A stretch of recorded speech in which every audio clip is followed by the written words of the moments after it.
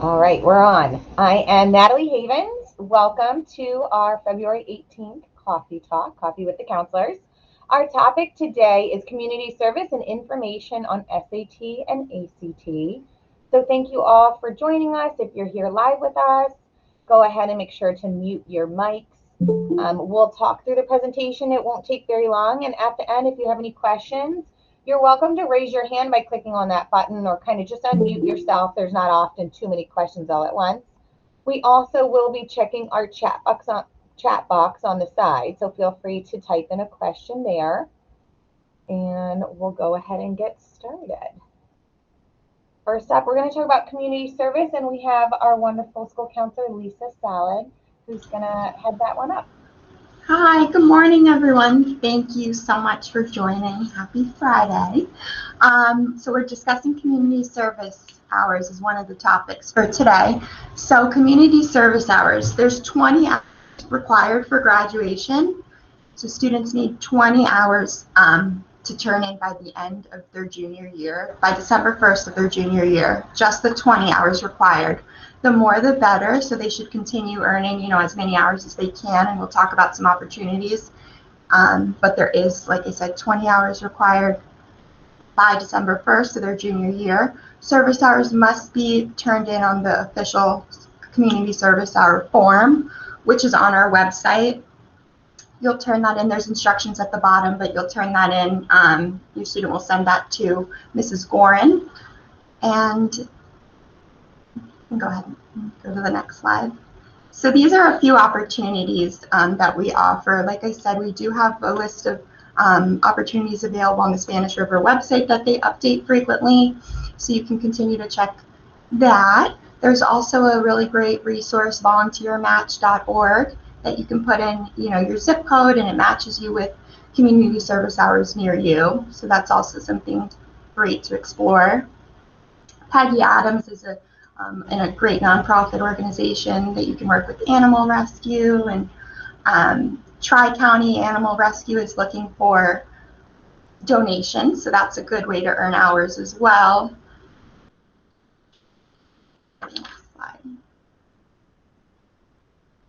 And then a few more opportunities. So Fantasy Gardens at Manor Care. This is working just gardening. You can earn hours there, and I think we're going to post this, so you can click on the link or just type that in. Magic Colors at the Falk Center for Counseling. So this is going to be earning hours for hosting events. One of them is painting a mural on the wall, so it's super fun. And Musicians for Love is awesome as well. They play music for residents in the senior center, so that's also a good opportunity. They're always looking for volunteers. Another one that we don't have on here, but Blessing Blankets with Love is a great nonprofit organization that a lot of our kids get service hours through. They work with various adoption agencies, making blankets and toys for newly adopted animals. So there's a lot of opportunities to earn service hours, your church, temple, library. So there's a lot of opportunities. Check the Spanish River website, email your counselor. Summer is a great time to earn service hours, so definitely something to look into. Awesome. Thank you so much, Ms. Salad. Thank you. And we're going to talk now about the SAT and ACT information, and our other wonderful school counselor, Ms. Kim Garney, is going to have that one up. Hello, everyone. Good morning. Thank you for joining us. So SAT and ACT, these are your college entrance exams, something that will help students potentially get into schools. I know many schools are offering to be test optional due to COVID, but a lot of our Florida schools are still requiring them. So it's important just to have some information about it. So your SAT is going to have three components. You have the reading, math, and writing section. Math is split up into two sections. You've got math with a calculator and math without a calculator. So it's going to be 4 parts when they take it. The maximum score For reading and writing is 800, and the maximum score for math is 800. So in total, they could potentially get a 1600. And if you, go on collegeboard.com, you can find more information about it. You can register for exams. I think they might even have some practice tests, like resources available on there. So you can check it out. So for our sophomores who take the PSAT, and the freshmen as well, they would have gotten their scores in December. You should be able to view it in their SIS to see how they scored. All of our juniors will be taking the SAT on Wednesday, March 2nd. This is an opportunity we offer every year to our juniors and some select seniors. So all of your students will be taking the SAT at some point here at Spanish River. They also have the opportunity to register on their own and pay the fee to take it on a Saturday. Thinking about college, like I said, all our juniors are going to take it in March, but that might be a good first taste for them as to how they do. They might want to take it again just to up their score, because colleges do allow students to super score, meaning if they did really well in one sitting in math, and then they take it again and do better in English, they can combine their two scores to get the best score possible. So we do, recommend our students take it more than once, just, the first time, get all their nerves out. So they offer it about 7 times a year. And again, you'd find that on collegeboard.com to see when you'd want to schedule it for them. On that PSAT that the freshmen and sophomores take, if you download their score report, there should be a code provided on the report that they can use to get some more personalized feedback and practice to improve their score. And Khan Academy actually also can use that. You can link up your Khan Academy and College Board accounts, and Khan Academy can provide some extra support that is personalized to the areas they struggled in and need a little bit more practice with. Your ACT is another option for a college placement exam.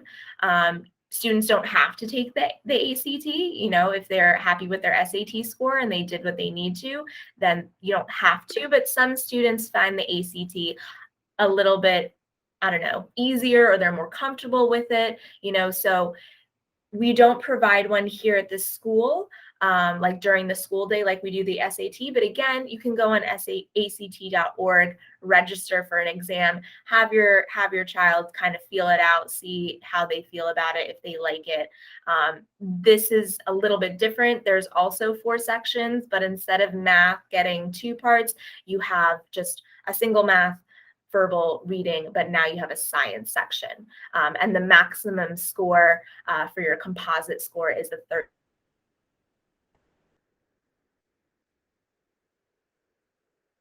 Next slide. Okay, so comparing the two, the SAT is about 3 hours long. Again, it's going to be 4/5 sections. You've got your reading, writing, and your 2 math sections, and then they add like a 5th section. If a student can opt to take a writing, then there is no 5th section, but sometimes they have a 5th section where it's another one of the 4 they took previously, just to get some more questions in there. Like I said, the maximum score is a 1600. The lowest score you can get is a 400. It's given 7 times throughout the year. The ACT is slightly shorter, and again, also 4 parts, but this time you have a science component. In general, they have more questions in a smaller amount of time, so kids have to work a little bit quicker. Some students like this, and that's why they prefer the ACT. Other students find that they need more time, and that's why maybe they would only want to do the SAT. Maximum score is 36, and this one is also offered 7 times annually. Again, you can find the dates for the administrations on their respective websites. And you can also see the deadlines for registration. You want to keep those in mind, because usually you have to register about a month before the exam is given. And usually they don't have too many offerings over summer. So kind of want to plan it out, see when you want your child to take it. Awesome. Thank you so much. I appreciate you, the school counselors, going over everything.